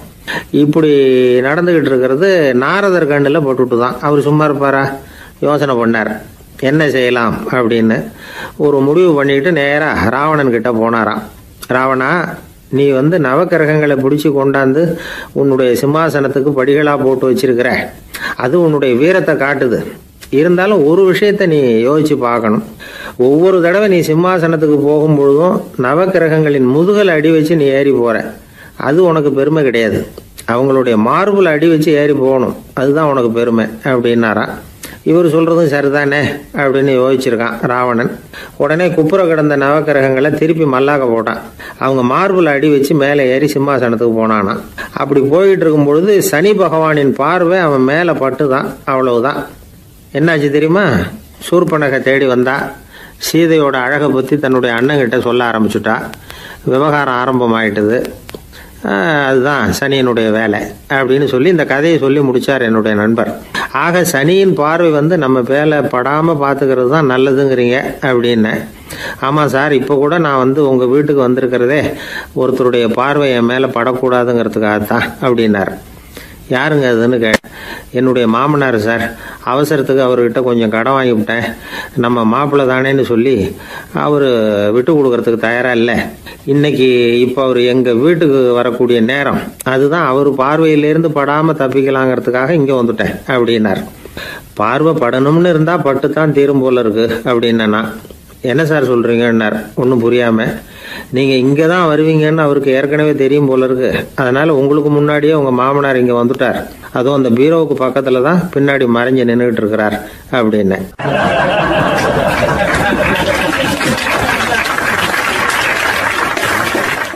ஒருத்தர் குதிரை ரேஸுக்கு போனார். பணம் கட்டினார், தோற்று போயிட்டார். மறுபடியும் போனார், பணம் கட்டினார், தோற்று போனார். அடுத்த தடவையும் பணம் கட்ட போனப்போ அவரை தடுத்து கேட்டோம், ஏன் சார் ஏற்கனவே விட்டது போதாதா, இன்னமும் இருக்கிறத விடணுமா அப்படின்னு கேட்டோம். விட்டதையெல்லாம் மொத்தமாக எடுக்க வேணாமா சார், அதுக்காக தான் தொடர்ந்து பணம் கட்டுறேன்னார் அவர். இவரை திருத்துறது ரொம்ப கஷ்டம். இது ஒரு மனநோய். மனநோய்களில் பல வகை உண்டு. மனநோய்கள் பிரிவு அட்டவணையில் சூதாட்டம்ங்கிறது அவதியுறும் நோய் அப்படிங்கிற தலைப்பில் வருது. சூதாட்டம் 2 வகைப்படும்னு சொல்கிறாங்க உளவியல் நிபுணர்கள். ஒரு வகை எப்படின்னா, நண்பர்களோடு சேர்ந்துக்கிட்டு மகிழ்ச்சியும் கிளர்ச்சியும் அடையிறதுக்காக ஈடுபடுறது. பிரச்சனைகளை தீர்க்கறதுல ஒரு ஆர்வம், கேளிக்கைக்காக கொஞ்சம் விட்டு பிடிக்கிறது அப்படிங்கிற மனுஷனுடைய அடி மனசில் உள்ள விபரீத பிணைய சுபாவம், இதெல்லாம் அதுக்கு காரணம். இன்னொரு வகை எப்படின்னா, சூதாட்டத்தில் ஈடுபட்டு ஒரு கட்டாய நிலைமைக்கு ஆளாயிடுறது. ஈடுபடு அப்படின்னு மனசு ஒரு வெறித்தன்மையை தூண்டிக்கிட்டே இருக்கும். இப்படிப்பட்டவங்களுக்கு நாம் தோத்துக்கிட்டு இருக்கோங்கிறது தெரியும், நாம் ஜெயிக்கிறதுக்கான சந்தர்ப்பம் இல்லைங்கிறதும் தெரியும். இதனால் நமக்கும் கஷ்டம், நம்ம சுற்றி இருக்கிறவங்களுக்கும் கஷ்டங்கிறதும் புரியும். அப்படி இருந்தும் சூதாடுவாங்க. இதுக்கு காரணம் சூதாடியின் பகற்கனவு அப்படிங்கிறாங்க நிபுணர்கள். இந்த நிலைமைக்கு கட்டாய சூதாட்டம் அல்லது நிர்பந்த சூதாட்டம் அப்படின்னு பேர் வச்சிருக்கிறாங்க. இப்படிப்பட்ட ஆசாமி இருக்கிறது பூரா விட்டுருவான், கடன் வாங்குவான், திருடுவான். இருந்தாலும் என்னைக்காவது ஒரு நாள் ஜெயிச்சிருவேன் அப்படின்னு சொல்லிக்கிட்டே இருப்பான். விட்டதை எடுத்துருவேங்கிற ஒரு நம்பிக்கை சுடர் அவனுக்குள்ளே எரிஞ்சிக்கிட்டே இருக்கும். இவனை மனநோயாளி அப்படின்னு சொல்லிட முடியாதான். என்ன காரணம்னா, இது மாதிரி ஆளுங்க கிட்ட மன போராட்டமோ கவலையோ பதட்டமோ இருக்கிறது இல்லை. சில விசேஷமான குணங்கள் இவங்க கிட்ட உண்டு. எதிர்ப்பு உணர்ச்சி, சிறுபிள்ளைத்தனம், சட்ட திட்டங்களையும் சம்பிரதாயங்களையும் உட தெரியாத மனப்போக்கு, பொறுப்பில்லாத தன்மை, நெறிதவறி நடக்கிறது எல்லாம் இவங்ககிட்ட உண்டு. ஆனால் வெளிப்பார்வைக்கு ரொம்ப சிநேகமாக இருப்பாங்க, அன்பாக இருப்பாங்க. அப்படி இருக்கிறதாக காட்டிக்குவாங்க. ஆதாயம், சுயலாபம் இதெல்லாம் கருதி தான் பழகுவாங்க. இவங்க கேட்குறப்ப நாம் பணம் கொடுக்கலன்னு வச்சுக்கோங்க, நம்மளை கை விட்ருவாங்க. நம்ம மேலே அவாண்டமாக பழி சுமத்துறது கூட தயங்க மாட்டாங்க. தங்களுடைய சூதாட்ட நடவடிக்கைகளுக்கு சாதகமான காரணங்களை சொல்லிகிட்டு இருப்பாங்க. நீ வேணும்னா பாரு, ஒரே நாளில் நான் இழந்ததையெல்லாம் மீட்டு லட்சாதிபதி ஆறேன்னா இல்லையா பாரு அப்படிம்பாங்க. தோற்று போகிறத ஒரு படிப்பினையாக இவங்க எடுத்துக்கிறதே இல்லை. தோற்று போகிறதுலேயே இவங்களுக்கு ஒரு அலாதியான சுகம். தனக்குத்தானே துன்பத்தை வரவழைச்சிக்கிட்டு இன்பம் அடையிறதுக்கு தன்வதை சுகம் அப்படின்னு பேர். இவங்கெல்லாம் அந்த ரகம். சில பேர் எப்படி தெரியுமா, மந்திர எண்ணங்களை வரவழைச்சிக்கிறது, சூதாடுறதுக்காக ஆஃபீஸில் கையாடல் பண்ணுறது, அடுத்தவங்ககிட்டேருந்து திருடுறது. இந்த மந்திர எண்ணம் தீவிரமாச்சுன்னா ஒரு மாதிரியாக பேச ஆரம்பிச்சிருவாங்க. தோல்வி தான் சார் வெற்றிக்கு முதல் படியும்பாங்க. தன்னால் பகடக்காய்களையும் குதிரை ஓட்டிகளையும், அதாவது இந்த ஜாக்கிகள், அதெல்லாம் கட்டுப்படுத்த முடியுங்கிற பித்து நிலைக்கு இவங்கெல்லாம் தள்ளப்பட்டுருவாங்க. சில சூதாடிகளை ஆராய்ச்சி பார்த்ததில் என்ன தெரிய வந்தது தெரியுமா, அவங்கெல்லாம் குழந்தை பருவத்தில் அன்புக்காக ஏங்கினவங்களாம், புறக்கணிக்கப்பட்டவங்களாம், உதவிகளை பெற முடியாதவங்க, இப்படிலாம் இருந்திருக்கிறாங்க. இவங்க வளர வளர மற்றவங்க சௌகரியம் பற்றி அக்கறை இல்லாதவங்களாக ஆயிடுறாங்க. அதிர்ஷ்ட தேவதை தன்னோடு இருக்கிறாங்க அப்படிங்கிற அசையாத நம்பிக்கை இவங்களுக்கு. இவங்களை திருத்துறது ரொம்ப கஷ்டம். அதனால் பந்தயம், சூதாட்டம் இது மாதிரியான விஷயங்களை விட்டு விலகியே இருக்கிறது தான் நமக்கு நல்லது. ஒரு ஆள் சொன்னான், என்னுடைய குதிரை வேகமாக ஓடுறதுக்கு என்ன வழி அப்படின்னு கால்நடை மருத்துவர்கிட்ட யோசனை கேட்டேன். அவர் ஒரு பாட்டில் நிறைய மாத்திரைகளை கொடுத்து தினம் 2 மாத்திரை விதமாக கொடுக்க சொன்னார். முதல் நாள் 2 மாத்திரையை கொடுத்துட்டு அது மேலே ஏறி உட்கார்றதுக்கு போனேன். அவ்வளவுதான். அதுக்குள்ளே அது அம்பு மாதிரி பாஞ்சு ஓடி போச்சு. நான் இன்னும் உட்காரவே இல்லை, அதுக்குள்ளே பாஞ்சு ஓடி போச்சு அப்படின்னா. அடடா